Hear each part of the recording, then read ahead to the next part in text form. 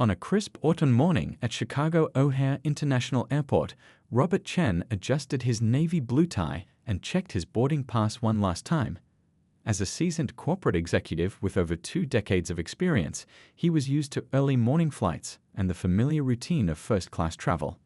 Today's flight to Los Angeles was just another business trip, or so he thought. The terminal buzzed with the usual morning chaos, tired travelers clutching coffee cups, children whining about early wake-up calls, and business people speedwalking while talking on their phones.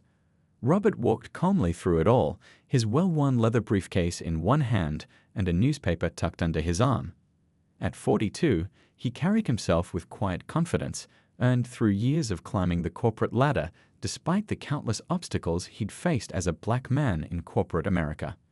As he approached Gate B-17, Robert noticed the familiar scene playing out, the slight double takes from other passengers, the quick glances at his first-class boarding pass, and the subtle raised eyebrows from the gate agent. After 20 years in the corporate world, these micro-reactions had become as predictable as delayed flights and stale airplane pretzels. He learned to navigate them with grace, letting his success speak louder than any prejudice. The boarding process began, and Robert waited patiently in the first-class line. A couple in designer clothing stood in front of him, their Louis Vuitton luggage marking them as regular first-class flyers. The husband kept glancing back, his expression a mixture of curiosity and something else Robert knew all too well. The wife clutched her purse a little tighter, a small gesture that spoke volumes. "First-class passengers may now board," announced the gate agent, her voice carrying over the terminal noise. Robert stepped forward, boarding pass and ID in hand. The gate agent's professional smile faltered for just a moment as she scanned his documents, her eyes darting between his face and the first class marking on his ticket. "Have a pleasant flight, Mr. Chen," she said, her tone carrying a hint of surprise that she tried to mask with extra cheerfulness. Walking down the jet bridge, Robert mentally prepared himself for what he called the first-class dance, that moment when he'd step into the premium cabin and watch as assumptions collided with reality. The flight attendant at the aircraft door greeted him with the standard welcome, though her smile tightened slightly when he turned left instead of right. The first-class cabin was half full, mostly with the usual mix of business travelers and wealthy retirees. As Robert stored his briefcase in the overhead compartment and settled into his window seat in 2A, he could feel the sideways glances from his fellow passengers. A middle-aged woman across the aisle did a poor job of hiding her surprise, quickly burying her face in a magazine when he caught her staring. Robert pulled out his phone and began reviewing emails about the upcoming board meeting in Los Angeles. As the rest of the passengers filed past to economy, he couldn't help but notice how many did a double take at his presence in first class. Some tried to be subtle about it, others less so. A young boy, no more than 7, pointed and started to ask his mother a question before being quickly shushed. The flight attendants began their pre-flight service, offering drinks and hanging up jackets. When they reached Robert's row, the lead flight attendant, whose name tag read Linda, approached with a forced smile that didn't quite reach her eyes. "Would you like me to hang your jacket, sir?" she asked, her tone suggesting she didn't expect him to have one worth hanging. "No, thank you," Robert replied politely, already knowing what would come next. "Are you sure you're in the right seat?" she asked, glancing at her passenger list. The question was posed innocently enough, but Robert had heard it too many times before not to recognize the underlying assumption. He smiled diplomatically. "Yes, 2A. Would you like to check my boarding pass again?" Linda's face flushed slightly as she realized her mistake. "Oh no, that won't be necessary. Can I get you a pre-flight beverage?" As the cabin prepared for takeoff, Robert gazed out the window at the morning sun rising over Chicago's skyline. He thought about how much had changed in his life, from a scholarship kid at Yale to his current position as a high-ranking executive. Yet some things remained stubbornly the same. His phone buzzed with a text from his wife. "Good luck with the board meeting, honey. Show them what you've got." A warm smile crossed his face as he read her message. Michelle always knew exactly what to say, especially on mornings like this, when the weight of being the only one in the room felt a bit heavier than usual. The captain's voice crackled over the intercom, announcing their flight time to Los Angeles and the weather forecast. Robert settled back in his seat, opened his laptop, and began reviewing his presentation one last time. In a few hours, he would be sitting in a boardroom that would change his life, though not in the way he expected. For now, he was just another passenger on Flight AA 347, unaware that in a few short hours, this routine business trip would become anything but ordinary. As the plane began to taxi, Robert closed his eyes and took a deep breath. Years of experience had taught him to stay focused on his goals, to let the small indignities roll off his back like water.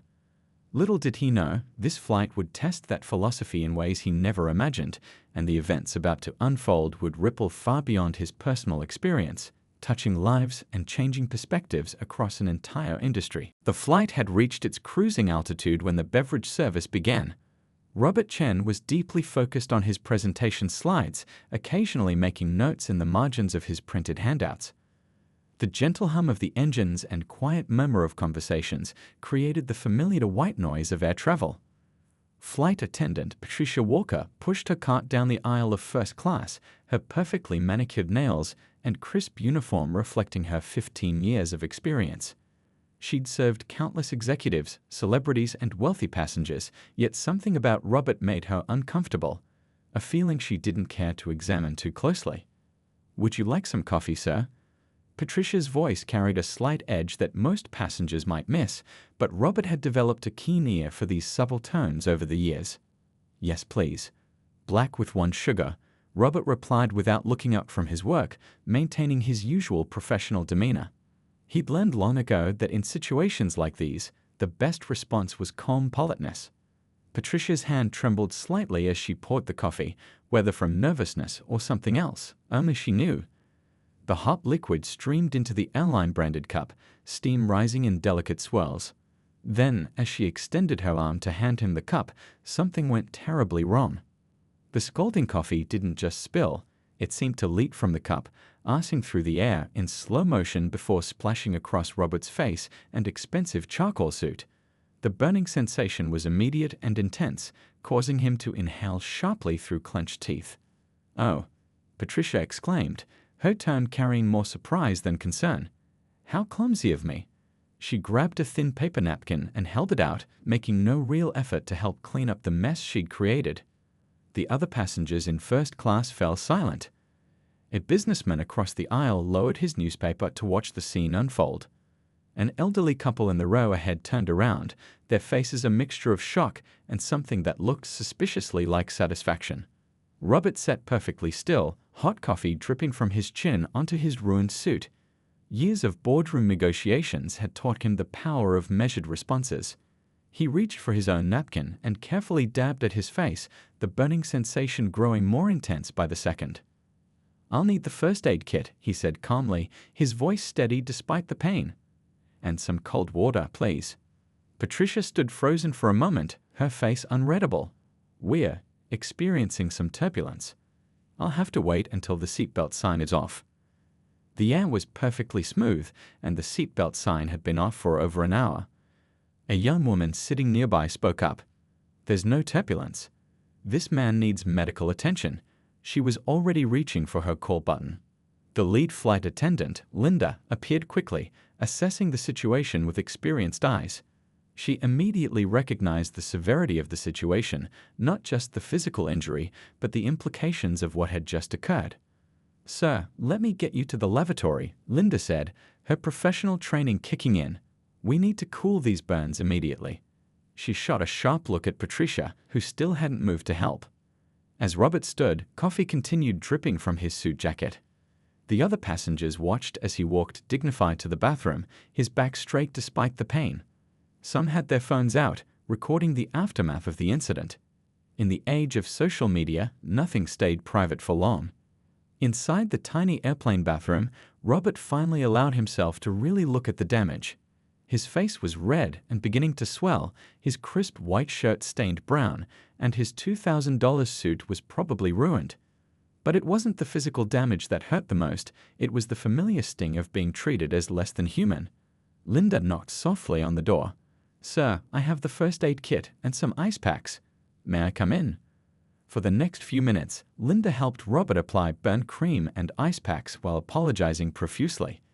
As she worked, Her hands shaking slightly, she couldn't help but notice his expensive watch, his perfectly tailored suit, and most importantly, his calm demeanor in the face of such blatant disrespect. Back in the cabin, Patricia was mechanically wiping coffee from the seat, her movements stiff and automatic. She could feel the disapproving stares of other passengers, could hear the whispers starting.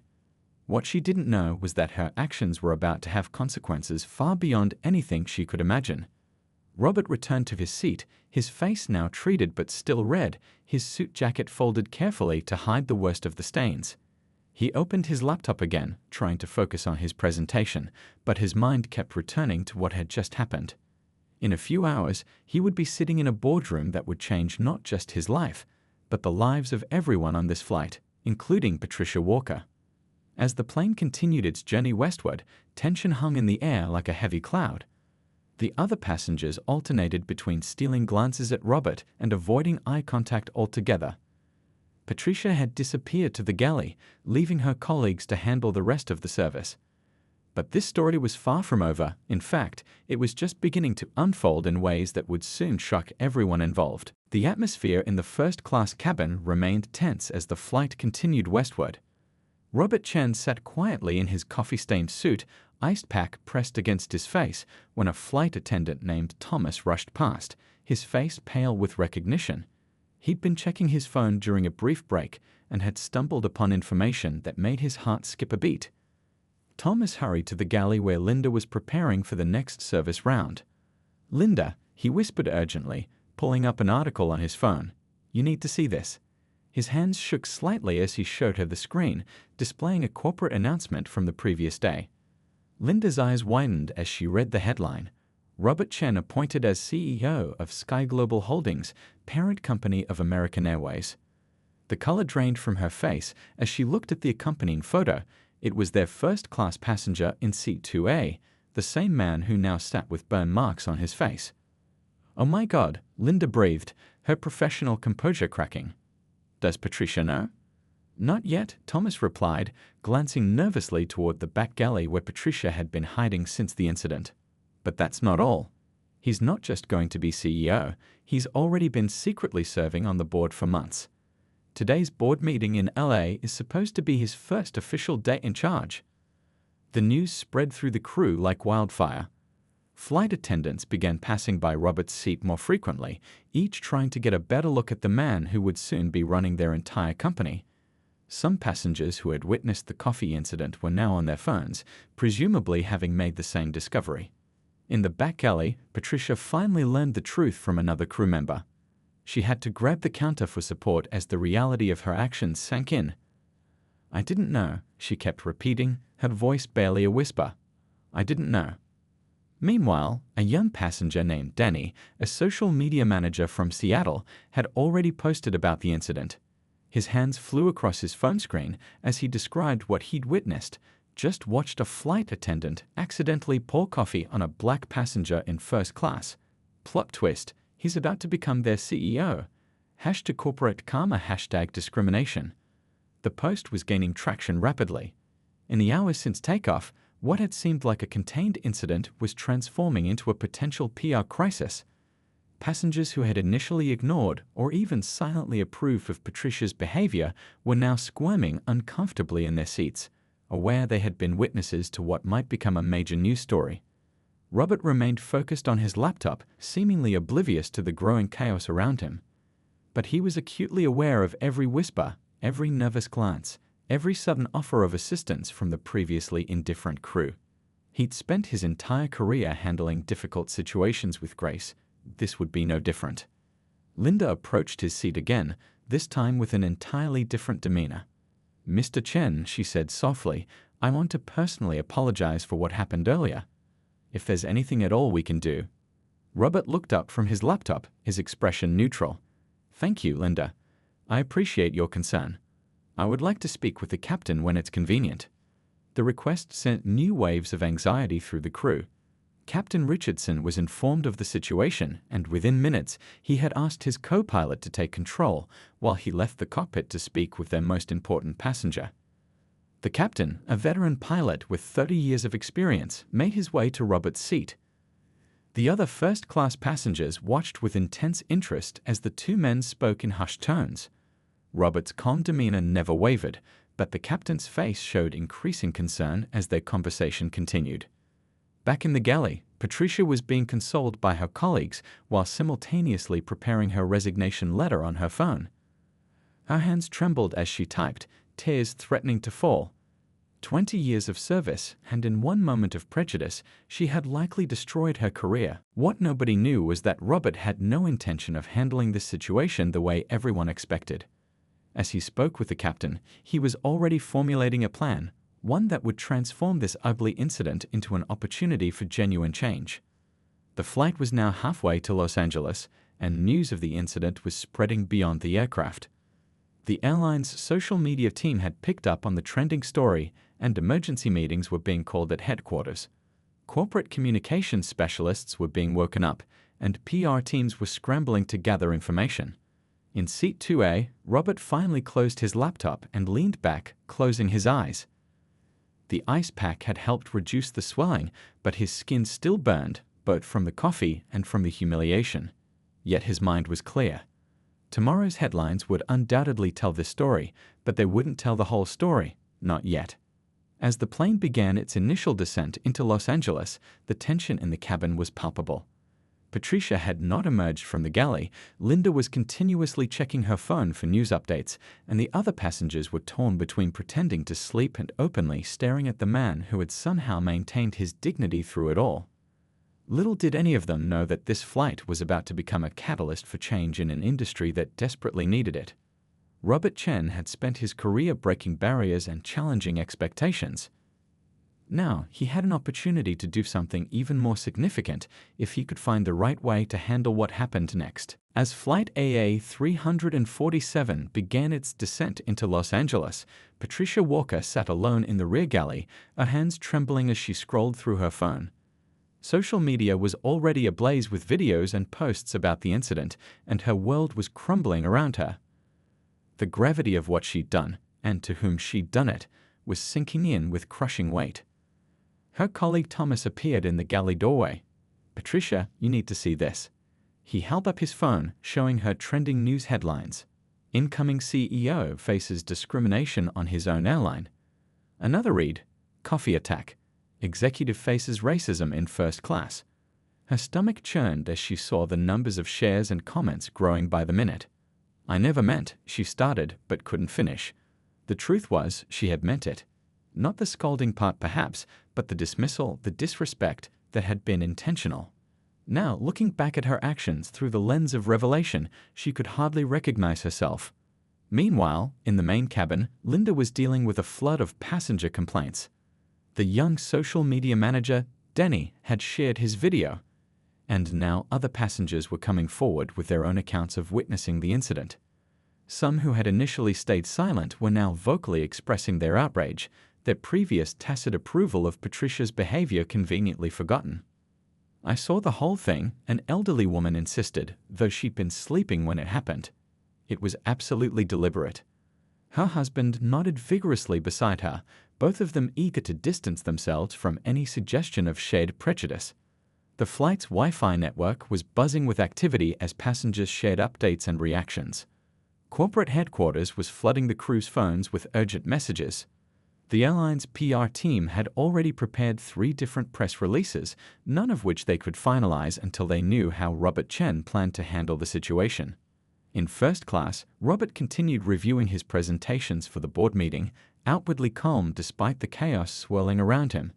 His face still burned from the coffee, but his mind was clear. As an executive who had broken through countless barriers, he'd learned that moments of crisis were also moments of opportunity. Linda approached his seat again, her professional demeanor barely masking her anxiety. "Mr. Chen, we'll be landing in about 30 minutes. There are reporters gathering at the terminal." She hesitated before adding, "And Patricia would like to speak with you, if you're willing." Robert looked up from his laptop, considering the request. After a moment he nodded, "Send her over." Patricia emerged from the galley, every step feeling like she was walking to her own execution.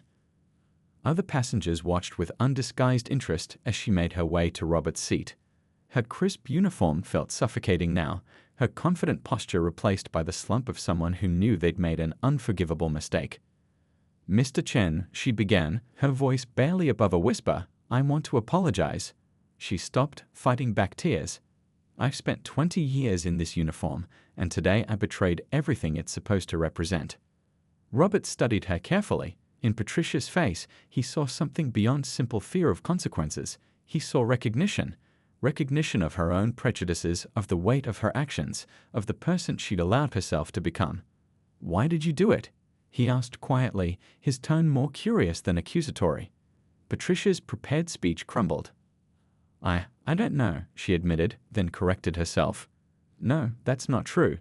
I do know. I saw you, and I made assumptions. I've been doing this job so long, I thought I knew exactly who belonged in first class and who didn't. I was wrong. I was so wrong." The plane hit a patch of turbulence, but neither of them seemed to notice. Around them, passengers pretended not to listen while straining to hear every word.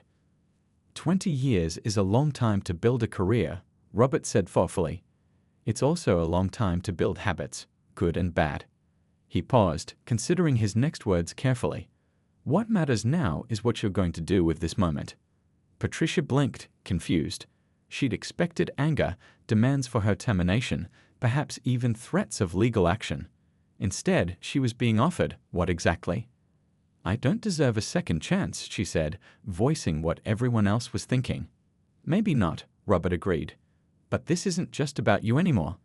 This is about an industry that needs to change, and change doesn't happen without uncomfortable conversations and hard lessons." As the plane descended through the clouds over Los Angeles, Patricia stood there, tears now flowing freely. Outside the windows, the city sprawled beneath them, millions of lives intersecting in countless ways. Somewhere down there, news crews were gathering, social media was buzzing, and corporate executives were panicking. But in that moment, suspended between sky and earth, two people were having the kind of conversation that could change more than just their own lives. The other passengers watched in silence, witnesses to something they didn't quite understand but somehow knew was important.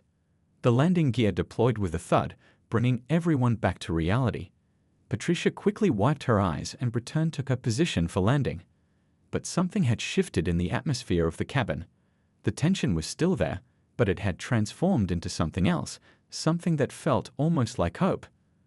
As the plane touched down at LAX, neither Patricia nor the other passengers knew exactly what would happen next. But Robert Chen knew.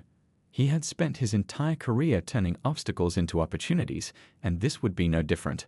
The real story was just beginning. The arrival gate at LAX was unusually crowded as Flight AA 347 taxied to its position. Through the airplane windows, passengers could see a small crowd of reporters and news cameras gathering near the terminal. The story had spread faster than the plane could fly. Robert Chen gathered his coffee-stained belongings, his movements deliberate and composed.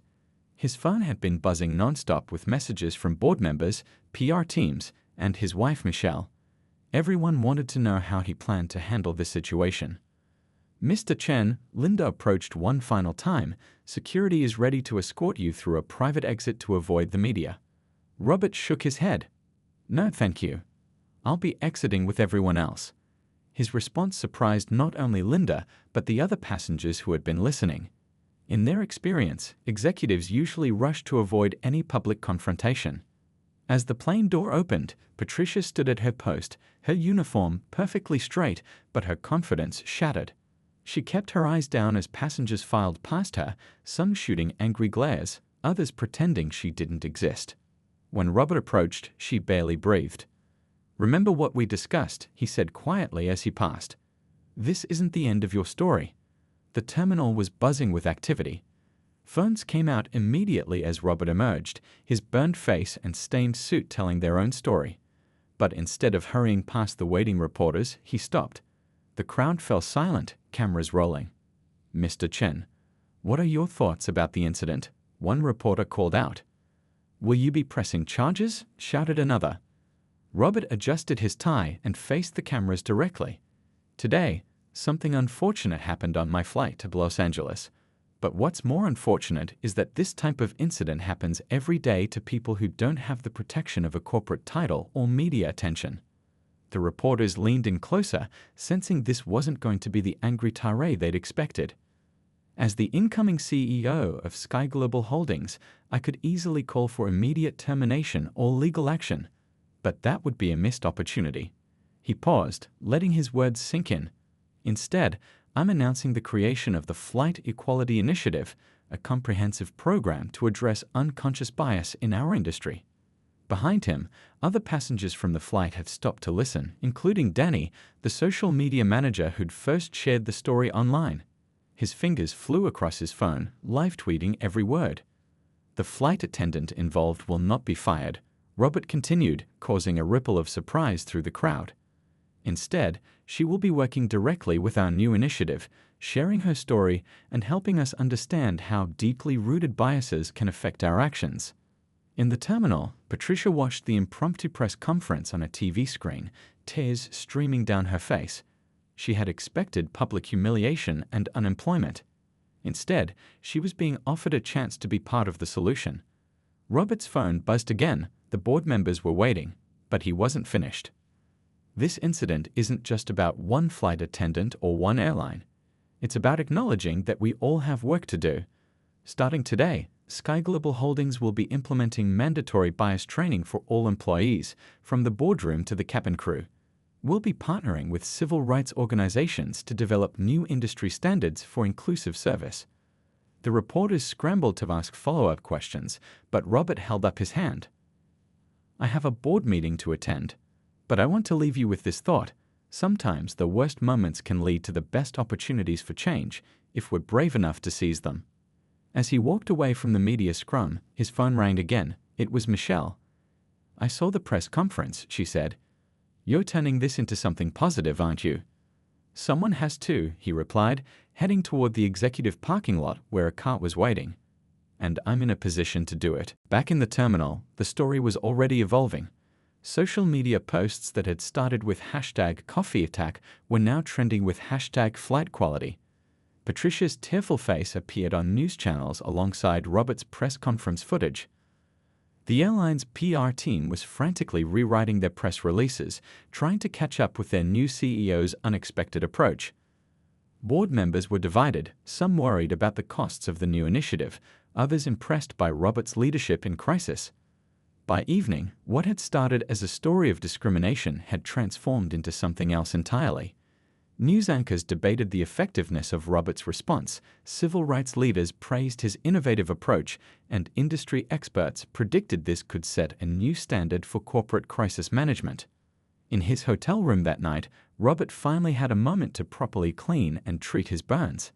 As he looked in the mirror, he saw beyond the red marks on his skin to the bigger picture. Tomorrow's board meeting would be interesting. He was already planning how to turn this incident into lasting change. His phone buzzed with a text from an unknown number. It was Patricia. Thank you for seeing me as a person who made a terrible mistake, not just a mistake that needed to be erased. I won't let you down. Robert smiled slightly as he typed his response. We all have the capacity to be better than our worst moments. See you at the first initiative meeting. Outside his window, the Los Angeles lights twinkled, and somewhere in those millions of lights, countless other stories of prejudice and possibility were playing out. But tonight, in one small corner of the world, a different kind of story had begun, one that might just help change the others. 6 months later, the sleek corporate headquarters of Sky Global Holdings buzzed with unusual activity. The main conference room had been transformed into a training center, its walls covered with presentation slides and statistics. At the front of the room stood Robert Chen, now firmly established as CEO, addressing a room full of airline executives from across the country. In the past 6 months, our Flight Equality Initiative has trained over 15,000 employees, he announced, gesturing to the charts behind him. But numbers only tell part of the story. The real change is happening in the day-to-day interactions at 35,000 feet. The room was packed with industry leaders who had initially been skeptical of Robert's approach. Many had expected the coffee incident to be handled the traditional way.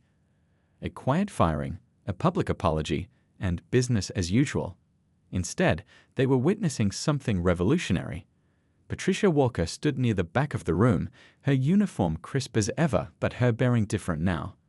Gone was the defensive pride that had led to that fateful coffee spill. In its place was a quiet confidence born from months of hard work and genuine transformation. "Ms. Walker, would you like to share your perspective?" Robert invited her to the front. Patricia walked to the podium, facing her industry peers with steady eyes. "6 months ago, I did something unforgivable," she began. "I let my biases control my actions, and I hurt someone because of assumptions I didn't even realize I was making." The room fell silent. Many of these executives had dealt with similar incidents in their own companies, usually by quietly removing the problem employee. Watching Patricia speak openly about her experience was uncomfortable but compelling. "Through the Flight Equality Initiative, I've learned that changing behavior isn't enough. We have to change the thinking behind the behavior," Patricia continued. "I've spoken to over 200 crew members about my experience, and in every session, someone has admitted to similar thoughts and assumptions." In the audience, Linda nodded. She had become one of the initiative's strongest supporters, helping to implement new training protocols across the airline's global operations. The changes weren't just on paper, they were visible in everything from hiring practices to customer service approaches. Robert stepped forward again. "Our latest passenger satisfaction surveys show a 27% increase in positive feedback from minority travelers.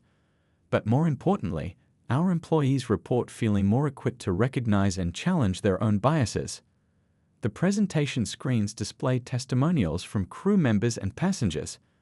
One photo showed a young flight attendant helping an elderly Middle Eastern man with his luggage, a simple act that might have gone differently 6 months ago. "The coffee incident could have ended my career," Patricia added. "Instead, it became a catalyst for change.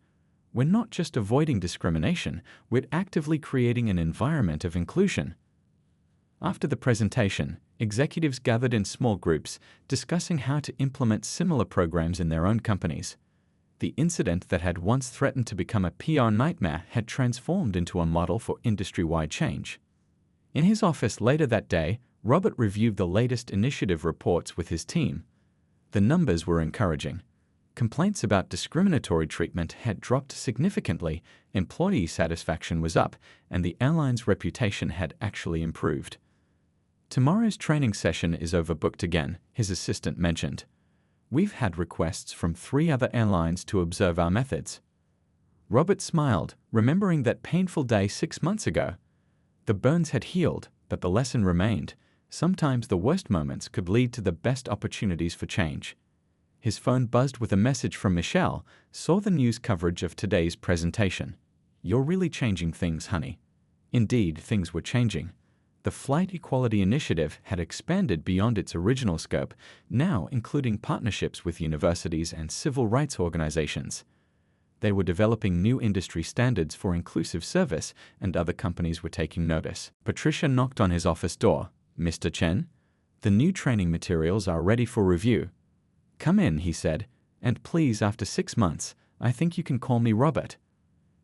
They spent the next hour reviewing the updated training modules. Patricia's insights had proven invaluable. Her personal experience combined with her years of industry knowledge offered a unique perspective on how to create meaningful change. "You know," Patricia said thoughtfully, "when you first announced this initiative, some people thought it was just for show. They expected it to fade away once the media attention died down." Robert nodded. "Change isn't about grand announcements or quick fixes. It's about the daily work of recognizing our biases and choosing to do better." As the sun set over the city, casting long shadows through the office windows, Robert reflected on how far they'd come. The coffee incident could have been just another headline, another example of discrimination in corporate America. Instead, it had become a turning point, not just for one airline or one CEO, but for an industry learning to confront its challenges openly and honestly. The next day would bring more training sessions, more conversations, more opportunities to turn words into actions. But for now, Robert was satisfied knowing that sometimes the worst moments in life could lead to the most meaningful changes if you were brave enough to see them through. 1 year after the coffee incident, Robert Chen stood at the podium of the annual Aviation Industry Conference in Chicago, the very same city where his journey of transformation had begun. The grand ballroom was filled with industry leaders, journalists, and airline employees from around the world. A year ago, Robert began, his voice carrying clearly through the packed room. A cup of coffee changed not just my life, but the lives of countless others in our industry. A soft murmur rippled through the audience. Everyone knew the story. In the front row, Patricia Walker sat proudly alongside other members of the Flight Equality Initiative team. Her journey from that devastating moment to becoming a respected advocate for change had inspired thousands. She now headed the initiative's training program, traveling across the country to share her story and help others confront their own biases. The numbers tell an impressive story, Robert continued, gesturing to the screens behind him. Over 100,000 airline employees trained, a 45% reduction in discrimination complaints, and a 60% increase in positive feedback from minority passengers. But the real success isn't in these statistics, it's in the everyday moments that never make the headlines. He clicked to the next slide, showing a collection of photographs. A flight attendant helping an elderly Asian couple with their bags, a Muslim woman being warmly welcomed in first class, a black executive sharing a laugh with the cabin crew. These are the moments that define us, Robert said. Not the grand initiatives or policy changes, but the small interactions that show we're truly learning to see each other as human beings first. Linda, now the Director of Customer Experience, stood up to share her perspective. When I think back to that flight a year ago, I remember feeling helpless watching discrimination happen right in front of me. Today, our crew members don't just stand by, they stand up. The conference room screens played a montage of news coverage from the past year. Headlines that had once screamed about scandal now celebrated progress. Airline industry leaders in diversity training, Flight Equality Initiative sets new standards, from crisis to change. How one incident transformed an industry. Patricia took the stage next, her confidence evident in every step. A year ago, I was the villain in this story, she said, earning a few knowing chuckles from the audience. Today, I'm proud to say I'm part of the solution. We've trained thousands of employees, but more importantly, we've changed thousands of minds, including my own. Robert returned to the podium to make a major announcement. Today, I'm pleased to share that the Flight Equality Initiative is expanding beyond our airline. We're launching an industry-wide coalition with 10 major carriers already committed to implementing our training programs and standards. The audience erupted in applause. Among them was Danny, the social media manager whose viral post had helped bring attention to the original incident. He was now part of the initiative's digital outreach team, using his skills to spread awareness and education across social platforms. But our work isn't done, Robert continued once the applause died down. Real change isn't about reaching a destination, it's about continuing the journey. Every day brings new challenges and opportunities to prove that we mean what we say about equality and respect. After the presentation, Robert mingled with conference attendees. Industry veterans who had once been skeptical now approached him with questions about implementing similar programs. Young airline employees sought his advice on becoming agents of change in their own workplaces. Michelle joined him for the evening gala, proudly watching as her husband received the Industry Leadership Award. "You've turned a moment of pain into a movement of progress," she whispered as he returned to their table. Later that night, in their hotel room overlooking the Chicago skyline, Robert reflected on the year's journey. His phone buzzed with a message from Patricia. "Just heard from another airline wanting to join the coalition. Your coffee-stained suit should be in a museum. It changed aviation history." Robert smiled, remembering the burning sensation of that coffee on his face. The physical pain had long since faded, but the determination it sparked had only grown stronger. What had started as one man's response to discrimination had become an industry-wide commitment to change. As he looked out at the city lights, Robert thought about all the flights taking off and landing at this very moment. Each one carried the potential for either prejudice or progress. Thanks to the events of the past year, more and more of those moments were turning toward progress.